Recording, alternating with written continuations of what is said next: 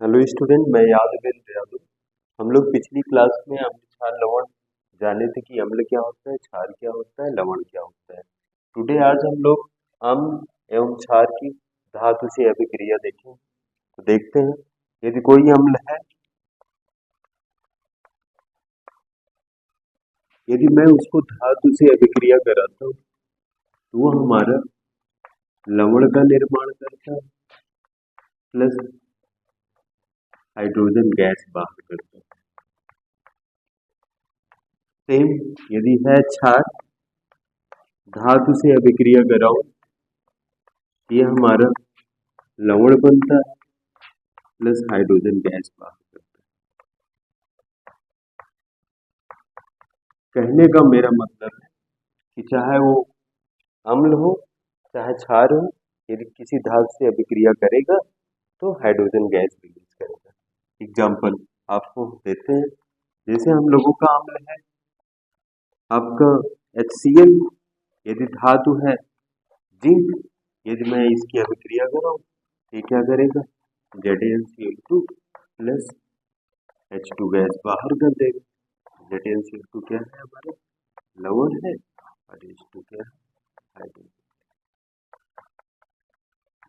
अगली अभिक्रिया, यदि मैं इसको बैलेंस करूं, आपको पता है कि यदि मैं इस इक्वेशन को बैलेंस करूं तो बैलेंसिंग के लिए हम आपको पहले ही चैप्टर में केमिकल रिएक्शन एंड इक्वेशन में बताया कि सबसे पहले हम किसको बैलेंस करेंगे, मेटल को। तो जिंक हमारा एक है, Cl हमारा 2 है तो Cl हमारा 1 है, तो इधर हमारा Cl क्या हो जाएगा, 2 हो जाएगा।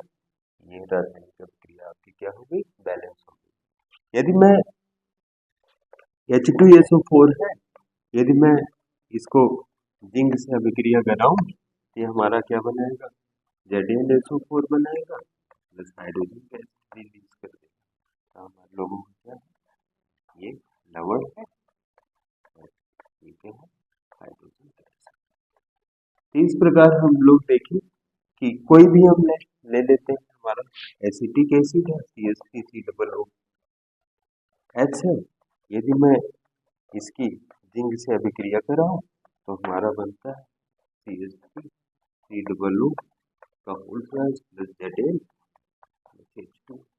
ये हम लोगों को क्या है, ये ट्वाइस है, इसको 2 से कर दो, ये हमारा क्या बनता है, लवण बनता है और क्या निकलती है, हाइड्रोजन। इस प्रकार हम लोग देखें कि यदि अम्ल से अभिक्रिया करते हैं तो क्या निकलता है, लवण का निर्माण होता है प्लस हाइड्रोजन गैस। तो स्टूडेंट इसको नोट कर लें, हम क्षार से अभिक्रिया कराते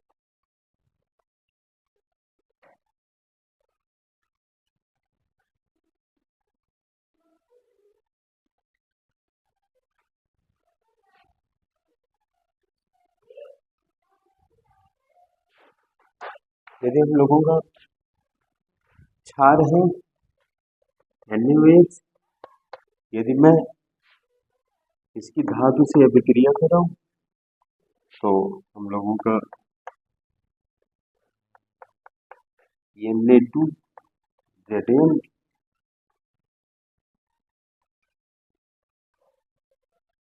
H plus Zn Na2ZnO2 plus H2 gas बाहर निकलता है। ये हम लोगों का क्या है, लवण। और ये क्या है हम लोगों का, हाइड्रोजन। मेरा कहने का मतलब है, यदि क्षार है, क्षार यदि रिएक्टिव मेटल से अभिक्रिया कराता हूँ क्या बनता है, लवण का निर्माण होता है प्लस हाइड्रोजन गैस रिलीज करती है। और देखें, जैसे हम लोगों का KOH है, KOH को यदि मैं आप ले लो कोई सोडियम से अभिक्रिया करा दो तो ये हम लोगों का क्या बनेगा, ये Na2 K2 KO2 plus hydrogen gas बाहर करेगा। Na2 KO2 क्या है, हमारा लवण है, हाइड्रोजन गैस बाहर करेगा। तो कहने का मेरा मतलब है, चाहे वो अम्ल हो चाहे क्षार हो, किसी धातु से अभिक्रिया करेगी तो क्या निकाल देगा, लवण का निर्माण करेगा और हाइड्रोजन गैस बाहर। ये तो हुआ हम लोग अम्ल एवं क्षार का धातु से अभिक्रिया। तो अगला हम लोगों का कार्बोनेट और बाइकार्बोनेट का अम्ल और क्षार से।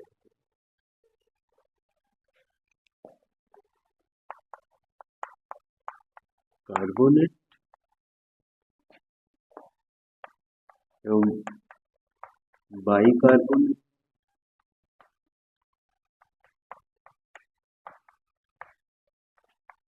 अम्ल एवं क्षार से।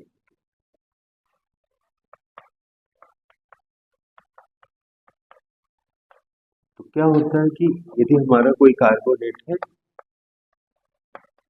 यदि अम्ल से अभिक्रिया करता है, स्टूडेंट आपको पता होना चाहिए लवण का निर्माण करेगा, कार्बन डाइऑक्साइड बाहर करेगा,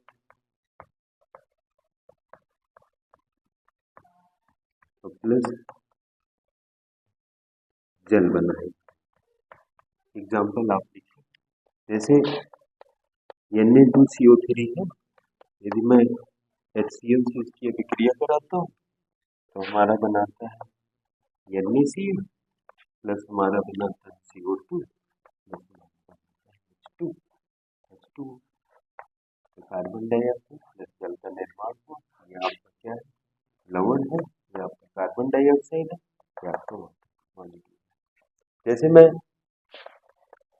NaHCO3 से अभिक्रिया कर रहा हूँ HCl से, ये तो हमारा कार्बोनेट था, ये हमारा बाइकार्बोनेट है, तो क्या करेगा NaCl plus CO2 plus H2O। यानी कहने का मतलब चाहे मैं कार्बोनेट लूँ चाहे बाइकार्बोनेट लूँ, यदि मैं उसको एसिड से अभिक्रिया कराता हूँ तो किसका निर्माण करेगा, लवण का निर्माण करेगा, कार्बन डाइऑक्साइड का निर्माण करेगा और क्या बनाएगा, जल। ये तो हुआ हम लोगों का कार्बोनेट एंड बाइकार्बोनेट का अम्ल एवं क्षार से अभिक्रिया। तो टुडे स्टूडेंट इस अभिक्रिया को एक दो बार लिखिए। और इम्पोर्टेंट अभिक्रिया आपसे ये पूछा जाता है कि धातु को यदि मैं अम्ल और क्षार से अभिक्रिया कर रहा हूँ तो कौन सी गैस बाहर निकलती है, तो आपको बताना है हाइड्रोजन गैस बाहर निकलती है। यदि आपसे क्वेश्चन पूछे कि धातु को, धातु है मीन्स धातु कार्बोनेट है मीन्स Na2CO3 है, यदि मैं उसकी अम्ल से अभिक्रिया कराता हूँ तो क्या बनाता है, लवण बनाता है, कार्बन डाइऑक्साइड का निर्माण करता है और वाटर मॉलिक्यूल का निर्माण करता है। तो टुडे आज हम लोग ये रिएक्शन को यहीं तक देखते हैं। नेक्स्ट हम लोग बात करेंगे ऑक्साइड से।